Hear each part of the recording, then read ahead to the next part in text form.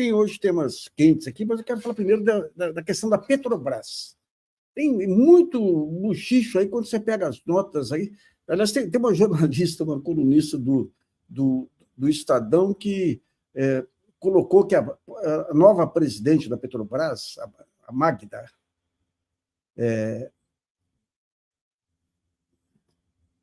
deixa eu pegar aqui o nome dela aqui, Magda Chambriard, segundo a Raquel, que é a colunista do Estadão, ela é partidária da tese, da teoria conspiratória de Lula, de que foi a CIA que estava por trás do impeachment. Vamos por partes aí, vamos por partes. O primeiro ponto é o seguinte, você tem hoje comprovação, pega aí o relatório do Conselho Nacional de Justiça aí, que você vai ver as evidências de participação externa na Lava Jato e, por consequência, do golpe. Esse é o primeiro ponto. O segundo ponto é o seguinte, ela levanta que a Magna, uma fonte teria dito para ela que a Magna falou tal coisa na teoria conspiratória, daí se pergunta o seguinte, de onde que ela tirou isso? Hoje, na coluna econômica de hoje, nós colocamos claramente lá, a Magna, assim como o Jean Paul Prats, começou na Petrobras, depois saiu, virou consultora privada, tem acesso às cinco irmãs. Ela foi a responsável pelo primeiro leilão de poço no pré-sal. É uma defensora da parceria com o setor privado. Então, de onde que se tirou isso aí para colocar um ponto, esse ponto aí que não tem nada a ver com a demissão do Jean Paul Prats? Tira do seguinte, se o Jean Paul caiu, é porque ele era a favor do mercado, porque o Lula é contra o mercado, então o Lula agora coloca alguém que é contra o mercado. Se é contra o mercado, provavelmente ela falou que ela compactou com Lula nas teorias conspiratórias, que não são teorias conspiratórias. E daí pega esse raciocínio torto, maluco, e atribui a uma fonte. Vou te falar, esse jornalismo nosso aí às vezes dá um desânimo.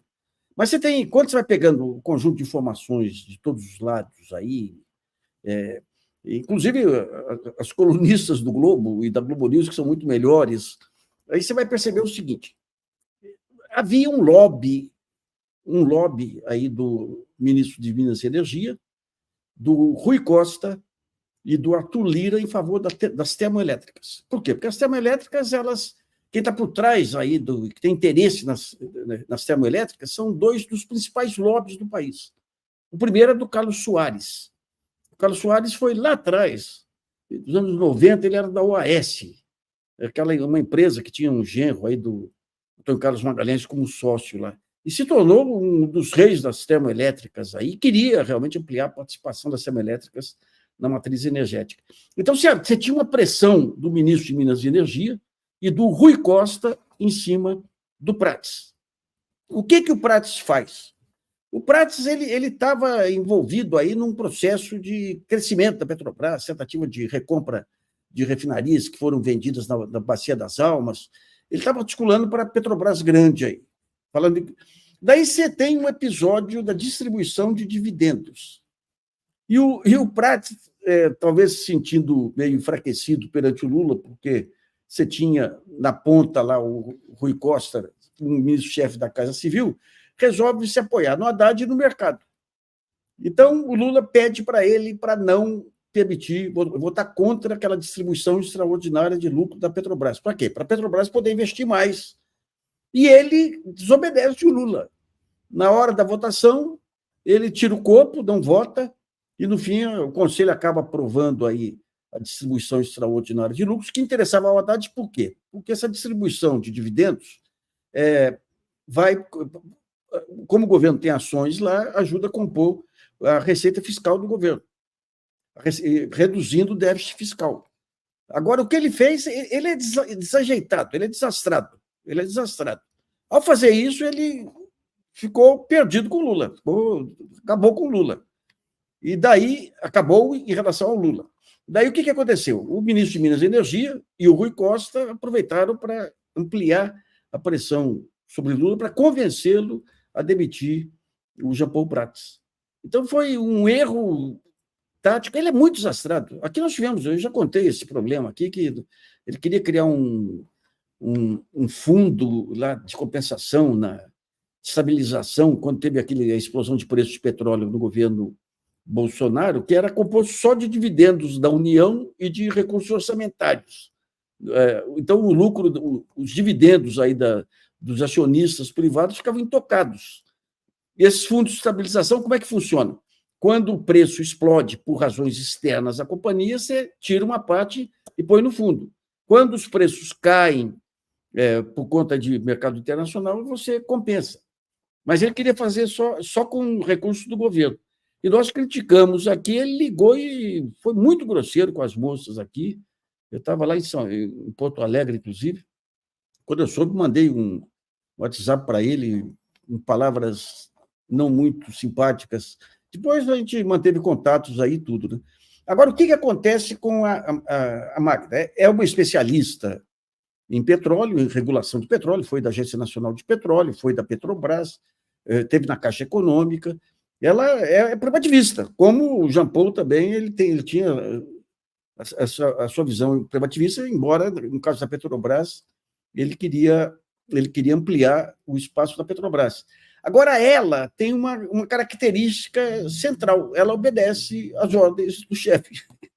Então, ela vai obedecer às ordens do Lula. O que o Lula quer? O Lula quer investimentos para gerar emprego, gerar recuperação da economia.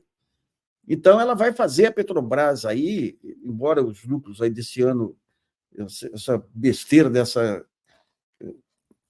distribuição extraordinária atrapalharam, ela vai, de um lado, ampliar os investimentos da Petrobras. Então, nos próximos anos, é o lucro que der. Mas ela provavelmente vai tentar convencer o Lula também a aceitar parcerias com empresas internacionais.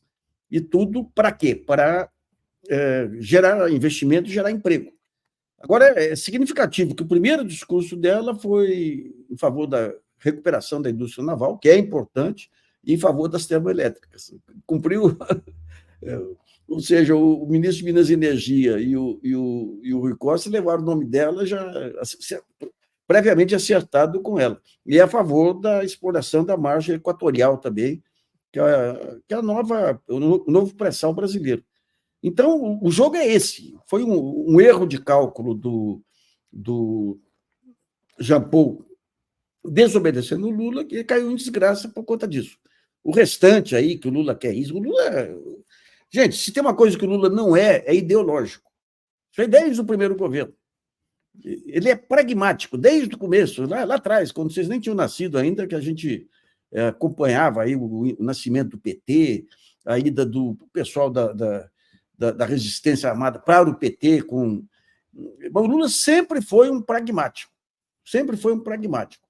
Então, essa ideia que não, porque que eles criam de teorias malucas aí. Então, a história que tem, efetivamente, é essa que vocês ouviram agora. Vamos pegar